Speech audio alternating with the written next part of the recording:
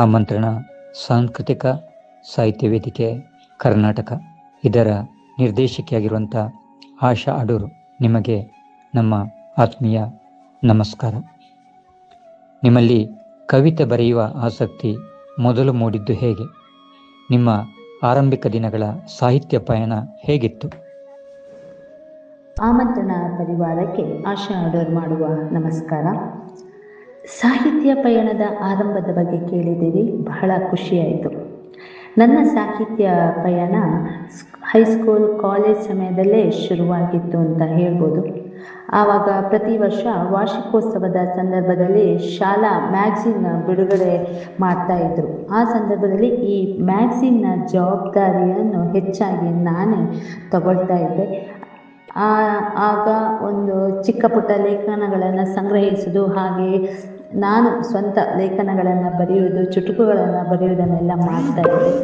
ಅದೇ ರೀತಿ ಶಾಲಾ ಕಾಲೇಜುಗಳಲ್ಲಿ ನಡೆಯುವಂತಹ ಭಾಷಣ ಸ್ಪರ್ಧೆ, ಪ್ರಬಂಧ ಸ್ಪರ್ಧೆಯಲ್ಲಿಯೂ ಸಹ ಆಸಕ್ತಿ ಇರುವ ಕಾರಣ ಬಹುಶಃ ಈಗಿನ ನನ್ನ ಬರವಣಿಗೆ ಅದುವೇ ಸ್ಫೂರ್ತಿ ಅಂತ ಹೇಳ್ಬೋದು. ನಂತರ ಮದುವೆ, ಮಕ್ಕಳು ಅಂತ ಜವಾಬ್ದಾರಿಯ ಹೊರೆ ಹೆಗಲಿಗೇರಿದ ಮೇಲೆ ಸ್ವಲ್ಪ ಇಂಥದ್ದಲ್ಲೇ ಆಸಕ್ತಿ ಕಡಿಮೆ ಆಯಿತು.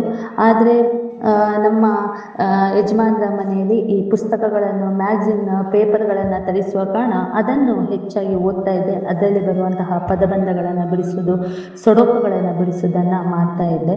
ನಂತರ ಕೊರೋನಾ ಲಾಕ್ಡೌನ್ ಸಮಯದಲ್ಲಿ ಮತ್ತೊಮ್ಮೆ ಬರವಣಿಗೆಯನ್ನು ಪ್ರಾರಂಭ ಮಾಡುವ ಆಸಕ್ತಿ ಬೆಳೆಯಿತು. ಬಹುಶಃ ಇದೇ ಸಮಯದಲ್ಲಿ ಫೇಸ್ಬುಕ್ ಬಳಗದಲ್ಲಿ ಹಾಗೂ ವಾಟ್ಸಪ್ ಬಳಗದಲ್ಲಿ ಹಲವಾರು ಸಾಹಿತ್ಯ ಬಳಗಗಳು ಹುಟ್ಟಿಕೊಂಡು ಬರವಣಿಗೆಗೆ ಒಂದು ವೇದಿಕೆಯನ್ನು ನೀಡ್ತಾ ಇತ್ತು. ಅಲ್ಲಿ ಕೊಡುವಂತಹ ವಿಷಯಗಳು ನಮ್ಮಲ್ಲಿ ಒಂದು ಆಲೋಚನೆ ಮಾಡಲು ಪ್ರೇರೇಪಿಸ್ತಾ ಇತ್ತು. ಹಾಗೆಯೇ ಒಂದು ಹುಟ್ಟಿಕೊಂಡ ಬಳಗದಲ್ಲಿ ಪ್ರಥಮ ಬಾರಿಗೆ ನಾನು ಸೇರಿಕೊಂಡಿದ್ದೆ. ಅಲ್ಲಿ ಕೊಡುವಂತಹ ವಿಷಯಗಳು ನನಗೆ ಬಹಳ ಆಸಕ್ತಿ ಮೂಡಿಸ್ತಾ ಇತ್ತು.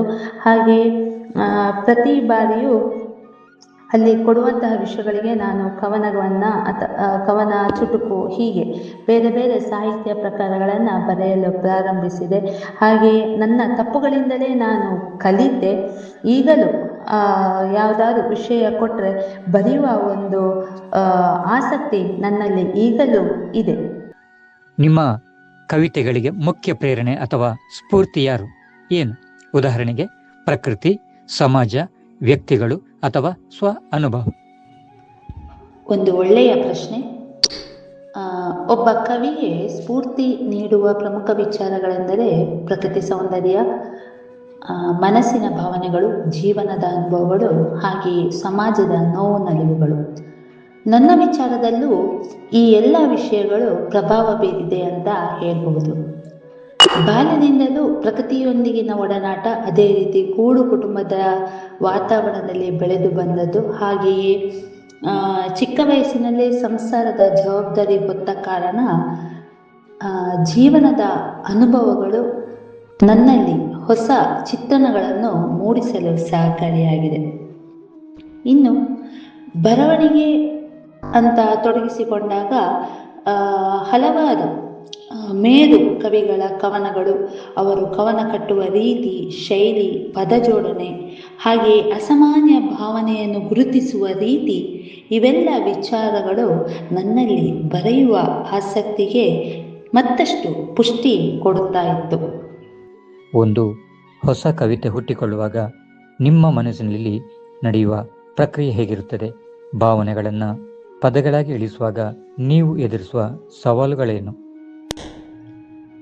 ಪ್ರತಿಯೊಬ್ಬ ಬರಹಗಾರರಿಗೂ ಅವರದೇ ಆದಂತಹ ಒಂದು ಬರವಣಿಗೆ ಶೈಲಿ, ಹಾಗೆಯೇ ಕವಿತೆ ಕಟ್ಟುವ ರೀತಿ ಇದ್ದೇ ಇರುತ್ತದೆ.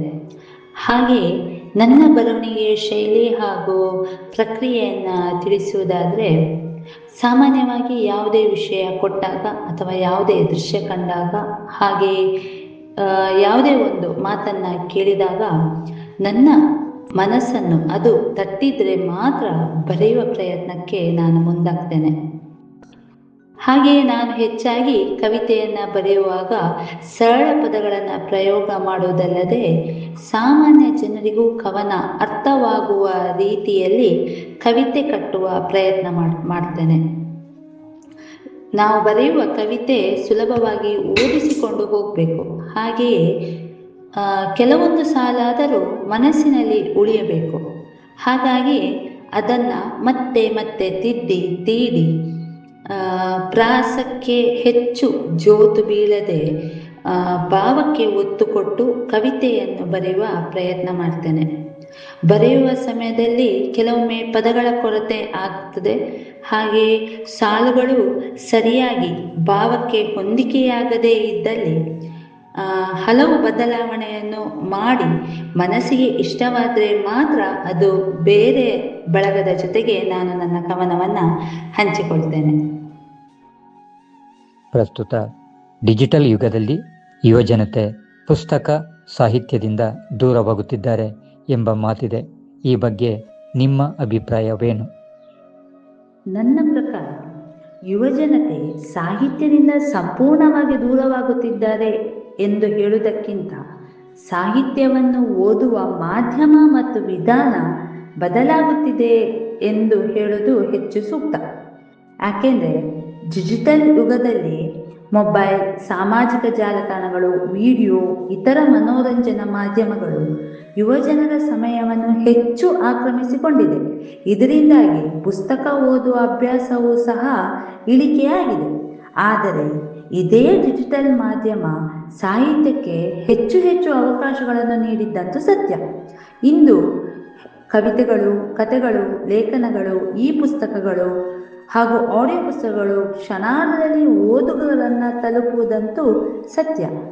ಇದರಿಂದ ಅನೇಕ ಯುವ ಬರಹಗಾರರು ಕೂಡ ಸಾಮಾಜಿಕ ಜಾಲತಾಣಗಳ ಮೂಲಕ ತಮ್ಮ ಬರಹಗಳನ್ನು ಪ್ರಕಟಿಸಿ ಓದುಗರನ್ನು ಗಳಿಸ್ತಾ ಇದ್ದಾರೆ. ಆದ್ದರಿಂದ ಸಮಸ್ಯೆ ಡಿಜಿಟಲ್ ಮಾಧ್ಯಮದಲ್ಲಿಲ್ಲ, ಅದನ್ನು ನಾವು ಹೇಗೆ ಬಳಸುತ್ತೇವೆ ಎಂಬುದರಲ್ಲಿ ಇದೆ ಎನ್ನುವಂತಹ ಸತ್ಯವನ್ನು ಇಂದಿನ ಯುವಜನತೆ ಅರ್ಥ ಮಾಡಿಕೊಂಡು ಸದುಪಯೋಗ ಪಡೆದುಕೊಳ್ಳಬೇಕು. ಇದು ನನ್ನ ಅನಿಸಿಕೆ. ಸಾಹಿತ್ಯ ಕ್ಷೇತ್ರದಲ್ಲಿ ಮುಖ್ಯವಾಗಿ ಕಾವ್ಯ ರಚನೆಯಲ್ಲಿ ತೊಡಗಿಸಿಕೊಳ್ಳಲು ಬಯಸುವ ಉದಯೋನ್ಮುಖ ಕವಿಗಳಿಗೆ ನೀವು ನೀಡುವ ಸಲಹೆ ಏನು?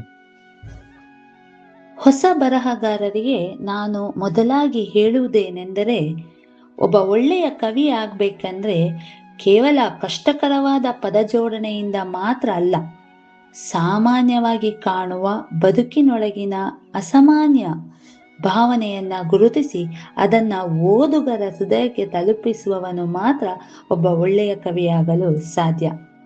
ಉದಯೋನ್ಮುಖ ಕವಿಗಳು ಸಾಧ್ಯವಾದಷ್ಟು ಹೆಚ್ಚು ಹೆಚ್ಚು ಸಾಹಿತ್ಯವನ್ನು ಓದಬೇಕು. ಓದು, ಅನುಭವ, ಸೂಕ್ಷ್ಮವಾದ ಗಮನ, ನಿರಂತರ ಬರವಣಿಗೆಯಿಂದ ಮಾತ್ರ ಒಂದು ಕವನ ಪಕ್ವವಾಗಲು ಸಾಧ್ಯ ಎಂಬುದು ಮೊದಲು ತಿಳಿಯಬೇಕು. ಅದೇ ರೀತಿ ಒಂದು ಉತ್ತಮ ಕವನವನ್ನು ನಾವು ಓದುವಾಗ ಅದರಲ್ಲಿ ಉಪಯೋಗಿಸಿದಂತಹ ಪದಪ್ರಯೋಗ, ಉಪಮೆ, ರೂಪಕಗಳನ್ನು ಬಳಸಿದ ರೀತಿ, ಕವಿತೆ ಕಟ್ಟುವ ರೀತಿ, ಇವುಗಳ ಕಡೆ ಗಮನ ಕೊಡಬೇಕು. ಹಾಗೆಯೇ ನಾವು ಕಂಡದ್ದು, ಅನುಭವಿಸಿದ್ದು, ಸಂತೋಷಪಟ್ಟದ್ದು ಇವುಗಳನ್ನು ನಮ್ಮದೇ ದೃಷ್ಟಿಕೋನದಲ್ಲಿ ಬರೆಯುವ ಪ್ರಯತ್ನ ಮಾಡಬೇಕು. ಒಂದು ವಿಚಾರ ತಿಳಿದಿರಬೇಕು, ಏನೆಂದರೆ ಪದಗಳ ಸಂಖ್ಯೆಗಿಂತ ಭಾವನೆಗೆ ಆದ್ಯತೆಯನ್ನ ಮೊದಲು ಕೊಡಬೇಕು. ಈವರೆಗೆ ನಮ್ಮೊಂದಿಗಿದ್ದು ಉತ್ತಮವಾದ ಸಂದರ್ಶನ ನೀಡಿರುವಂಥ ಆಶಾ ಅಡೂರು, ನಿಮಗೆ ಆತ್ಮೀಯವಾದ ವಂದನೆಗಳು. ಇಷ್ಟು ಹೊತ್ತುಗಳ ಕಾಲ ನನ್ನ ಸಾಹಿತ್ಯದ ಪಯಣ ಹಾಗೂ ಸ್ಫೂರ್ತಿಯ ಸೆಲೆ, ಅದೇ ರೀತಿ ಬರವಣಿಗೆಯ ಶೈಲಿ ಹಾಗೂ ಇಂದಿನ ಸಾಹಿತ್ಯದ ಸ್ಥಿತಿಗತಿಯ ಕುರಿತು ಸಂದರ್ಶನದ ಮೂಲಕ ನನ್ನ ಅನಿಸಿಕೆಯನ್ನು ಹಂಚಿಕೊಳ್ಳಲು ಅವಕಾಶ ಮಾಡಿಕೊಟ್ಟಕ್ಕೆ ಹೃತ್ಪೂರ್ವಕವಾದ ಧನ್ಯವಾದಗಳನ್ನು ಸಲ್ಲಿಸ್ತಾ ಇದ್ದೇನೆ. ಧನ್ಯವಾದಗಳು.